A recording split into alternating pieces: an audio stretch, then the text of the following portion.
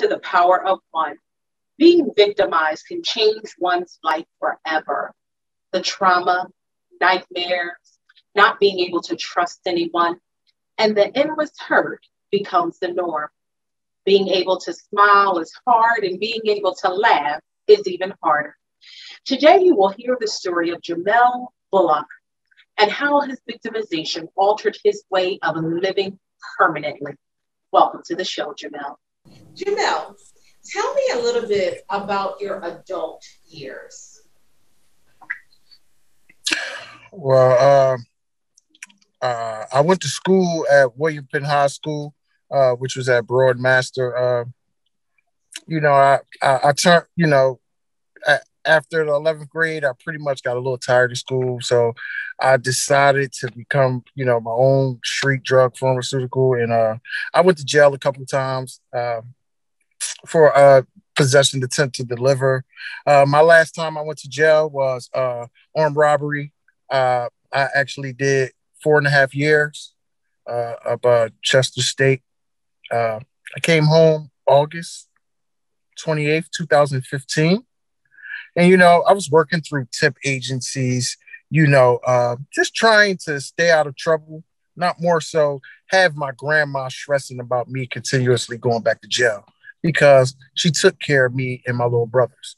My mother was, in and out the street, drug addict. My dad sold drugs. So, it was like my grandma was, mother and father.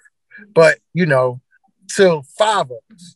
So it was more so I had to probably man up a little earlier in my ages than normal. So when I get home, in 2015, I'm working, I'm going through temp agencies, and I'm just keeping a positive mind because my goal was to, just get off of parole. So I actually worked through a restaurant that my uncle had hooked me up with for a year. And I had found out about this job that watched over mental health clients, which was called RHD. So long story short, I get hired in 2017 through RHD. And I'm just working there, continuously, doing good, catching a lot of overtime. And it started when I didn't have a car. So I bought a 2001 Grand Prix. It was a okay car after I got my license and everything. And I remember this, I would never forget it. December 25th, 2017.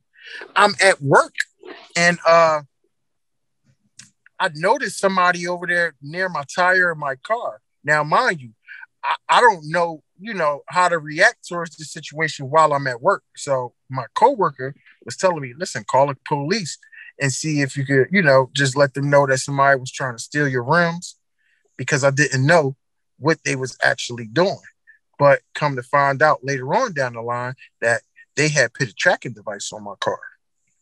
So December 25th, it go, New Year's, my birthday, everything is just normal. So we moved from one site.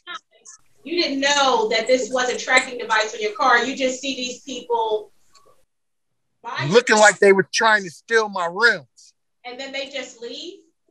And they just leave. They don't take nothing. What they trying to do is they're trying to figure out where I live at.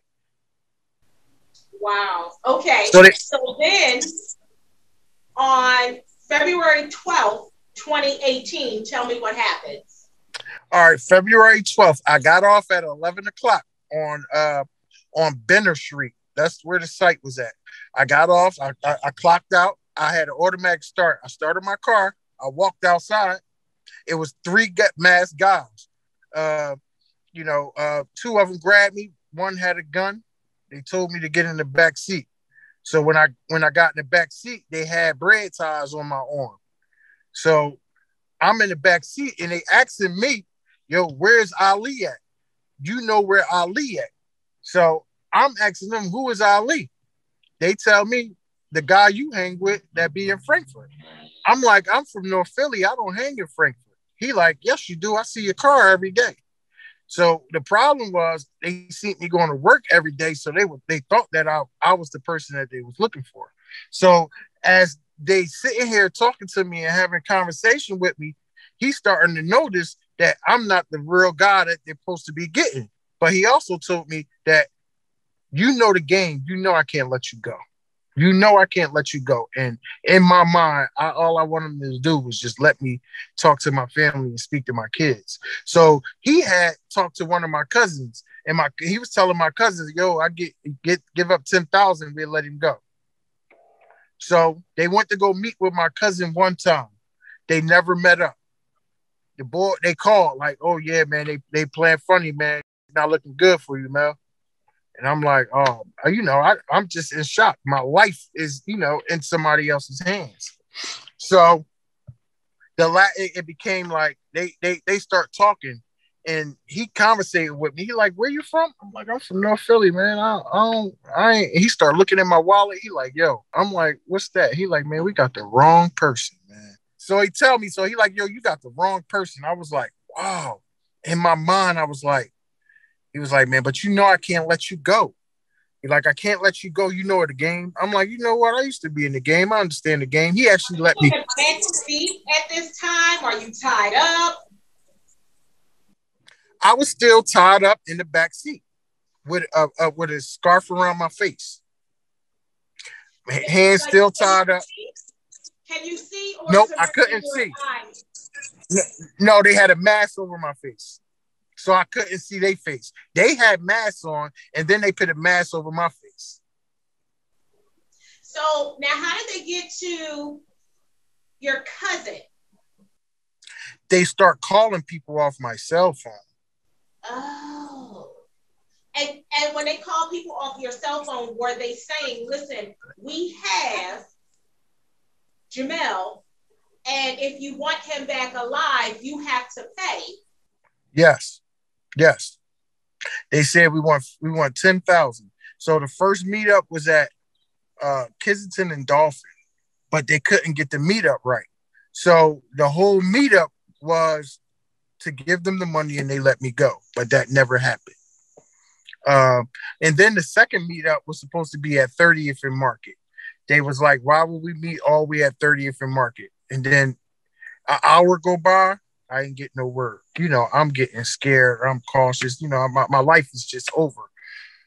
All right, so the other guy, they come back like, "Oh man, we ain't meet up with nobody." They're like, "All right, go to the gas station." So when they went to the gas station, he like, "Yo, go get $2 worth of gas." I got $2 worth of gas. So hold on. You're in the back seat, and you guys are actually riding around Philadelphia. Yes. And then where do they go to the gas? You know where they go to the gas station at? No, I can't recall because I still had the mask on. Okay. They said they found me all the way up like Albany, but they kidnapped me at Harbison and Benner Street. In Northeast. Yes, that's where I got kidnapped at. And they found my car in like the Albany section of the city. I can't recall exactly what block it was, but I know they told me it was like the Albany section of the city. Did your cousin call 911? No, because they're street. It wasn't no 911 getting involved. They were street. They wanted money. So my first intentions was to call somebody I can get cash to. So I tried to call one of my cousins who I know that would have that type of cash around. But they even contacted him, but the meetup never got met. They never met up. By the grace of God, I took my childproof lock off earlier that morning. You know how when you take your child, that is how I got out of the back seat. By me. Let's go back. So they went to the gas station and they asked for $2 worth of gas? Yes. He said, all right, so the guy is driving my car. Now, it's a guy driving my car. I'm in the back passenger. And it's a guy next to me with the gun on my stomach. And it's a guy in the front. So he sent the guy in the front to go get the gas. He come back with the gas. The guy in the back with the gun jumps out of the car. Now, mind you, they don't shoot me. Now they got guns. They don't shoot me. They would have shot me. I wouldn't have the energy to get out of the car. So they didn't shoot me. He poured the gas on me and just lit the match. And as he lit the match, I just felt like before he even lit the match, I felt the gasoline burn in my legs. Like it was already burning and it wasn't even on fire. That's how serious gasoline is. And did they pour it? They poured it from head They to poured toe? it from the waist down. They didn't pull it from the top of my head because my head was facing the passenger side window. My legs was up on the chair towards the driver's side in the back seat. So when they dosed me with gas and lit it, my whole intentions was sit up and grab the handle. And then as soon as I sat up and grabbed the handle, the door opened. And I crawled out. Once they they was gone. Yeah, they was gone this time. Once they lit the fire, they skirted off. Skirt. So once I linked up and pulled myself out, the neighbor had came outside and dosed milk all on me, and had let the fire out, took the fire out, and I waited for the doctors, the ambulance to come, and that's pretty much how it happened. So now, how long were you in the hospital? How many surgeries and skin grafts did you have to undergo? Now, I was in the hospital from February 12th to about June 15th. And from the total of surgeries I had, they said I had 20 skin graft surgeries. I had 20 skin graft surgeries, and 28 of them was a success. My last 2 surgeries, they didn't stick. But they did a great job, and I'm just so... Is waist down? Yes. Okay. Is waist down. Pretty much, skin grafts all the way down. They used all my good skin, like from my back, my chest, and my arms. And they pretty much, applied it to my legs and such forth, so my skin could get back to normal. Like, the surgeries was, it was traumatizing because, you got to think about, what your skin would look like after. Like, they really was cutting my skin off and putting it on different parts of my body. But I'm glad that I had that skin to use, but so forth, so much now. I've been just, pushing forward and, trying to just stay positive. So let me ask you a question. You spoke about how in your adult life that you did some things that you're not proud of. Did that come back, the things that you did come back when you were being victimized? Did you think about, oh my goodness, I actually victimized somebody before? Yes. And now I'm being victimized. Did you think of that? Yes, I did. I never put myself in a situation because I just was in that situation a couple of years ago in court when I had robbed those individuals. And at me being the victim of a heinous crime, I looked at it as karma in my life. I did something wrong to somebody before, and I didn't know how it was going to come back to me, and it came back to me like that. So you might not, other people might not understand karma. I do. And I think she is real. I think karma is real, and I tell a lot of people to don't feel too sorry for me, because I didn't have a good past. I did a lot of dirt. I didn't kill nobody or hurt anybody. Like I said, even when I robbed those people, I traumatized them mentally, but I didn't hurt nobody physically. You understand what I'm saying? So with that being said, I'm not saying that my crime is no littler than what they did to me, but at the same point, I looked at it and I see what they was looking at. I see what they was looking at when they was looking at me like he traumatized me. He tore my life. Now I see through their eyes, pretty much, in a victim standpoint. It is very hard. It is I be so much in the sense of, oh, I don't need to talk to nobody. I don't need help. I be needing conversations. I be needing to talk to people just to put it out in the atmosphere to get over it. Because this is probably the first time I ever really talked about it in 3 years to anybody. So,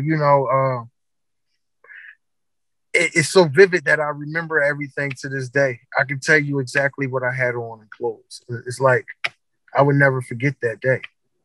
It's now, it's not a good. Think about giving up after your victimization. Giving up like on life? Yes. No. I have a greater purpose out here in life, and I didn't think that it was my time. Everybody have a time, but it wasn't mine. So I think I have another chance at life, and I have to take full advantage of it, but in a positive format. I look at it now like God sent me back for a reason. I don't know what it is, but I'm trying to figure it out. He sent me back for a positive reason this time, to let me know that, it's a real different type of purpose, and I've been learning so many different things since my accident, like just way in life, way to, just learning about credit, about business credit, about starting your own. Like I just learned different things without hurting people. And it's like, wow, I could have been doing this years ago, but it had to take me to get hurt to know to do right. After your victimization, how did it alter your life? Did you have to learn how to walk again, or did you need anything special for your legs? Now, I had to learn how to walk again. Yes, I went to therapy after I got out the hospital in June. I went to therapy 3 times a week in Temple. The team was amazing, and I gotta give them, shout out, because I was a wreck, I was a nerve. I didn't like therapy, but I had to do it because they knew the things that I need to get back to normal. So yes, I went 3 days a week. I had to learn how to eat. I had to learn how to swallow again. I pretty much had to learn how to do all the basics. So now, I have amputee, like my hands is cut off. So I have to learn how to write. I pretty much learned how to do everything that I was taught all over again. Wow. Now, who was your biggest support while you were going through therapy, while you were in the hospital? Wow. The girl that I was with, she was my biggest support. She helped me through a lot through that time. The girl that I was with during my accident, she helped me. She let me move in with her. She washed me up. It was a lot. Something that a person got to really love you to do, and she showed that she loved me. At that time, and that was real big of her to stay, because some people could just leave and be like, oh, we got too much going on, but she stayed. You feel me? So, and she was definitely a big support, her and her daughter.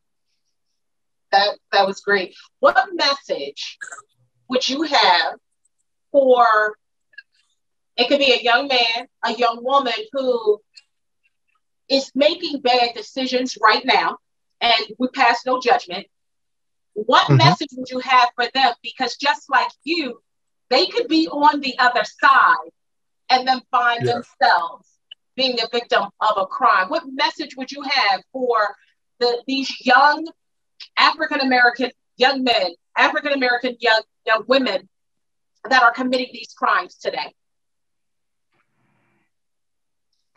My message is to really think before you react towards any situation, because it only takes 20 seconds of your time to ruin your life. You gotta you could ruin your whole life 20 seconds.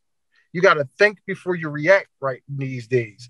It's like, is this worth me losing my life? Is this person, worth me going to jail for all my life? It's a lot of thinking mechanisms that have to go on now. You got to think before you react to certain situations. Like, that's how I look at things. I think before I react towards a whole lot of things. And, it's like, God just blessed me to pretty much get my message out and to let people know that there is a second chance at life based on coming home from jail, me being in the situation with me almost passing away. I had more than 1 second chance at life, and I'm taking full advantage of it. And we have to think before we react towards all the negativity, because when it round out, it doesn't be worth the time that you're giving up. You're going to give up 20 seconds of your time to do the crime to do 30 years. Right. You have to think before you react. So you actually were incarcerated for one of the crimes that you actually committed. So you went to court and you actually saw that victim. Did you ever think about reaching out to that victim to apologize for your behavior? Now, don't get me wrong, I don't want you to do it if you could get in trouble, but did you ever think to yourself, I really want to apologize to this victim for my behavior? It would be so, though. It was so crazy that one of my friends said that they seen the girl that was in the bar that day. And I was like, wow, she probably so scared of me. I was like, wow, you think that I was like, you think that I can like meet up with her and talk to her? He like, I don't know, man. She might still be scared of you, man. And I was like, wow, I didn't even want her to look at that, because I robbed my neighborhood bar. I robbed the bar on the corner of my grandma block because I used to get high off PCP. I smoked embalming fluid. 10 years ago, I probably would be dead had I wouldn't went to jail. Jail saved my life. Jail saved my life. I would be dead, or jail saved my life by me going there and just figuring out what was I doing, what was my purpose of life. I didn't have a purpose of life at that time. And I found my purpose, and it was to make sure I have something out here for my kids, and make sure that, at the same time, I better myself and not run back and forth in jail. It's just a whole lot of things out here, and we just didn't have guidance. I'm figuring it out myself. I didn't have structural guidance. So me not having that, it's a little bit difficult, but it shouldn't be no excuse. So I'm just capitalizing off not having guidance from that role model. The role models I looked up to sold drugs. And then I look at them now, I'm doing better than them. The people that I looked up to at 17, 18, I'm doing better than them. Yeah. So I thank you so much for sharing your story. I think that takes courage for you to be able to say, I did this and I'm not proud of it. I sold drugs, I'm not proud of it. I used drugs, I'm not proud of it. And I've committed crimes and I'm not proud of it. And you're changing your life, which means a lot. No judgment. Yeah. And we all fall short at times. So I thank you so much for coming on to the show. I thank you for your courage, and I thank you for your strength. Thank you for joining me. Thank you. Thank you for joining me today. If you are a victim of a crime and you are in need of therapy, please contact me at 267-808-0350. We have free therapy services to victims, witnesses, and community members of crime. To all of the victims and to all the co-homicide survivors, you are not alone. There are support groups that can help you, so please do not suffer in silence. I am praying for your healing, and I am praying for your strength for you to get through the hard days and nights ahead that you face daily. Peace and blessing.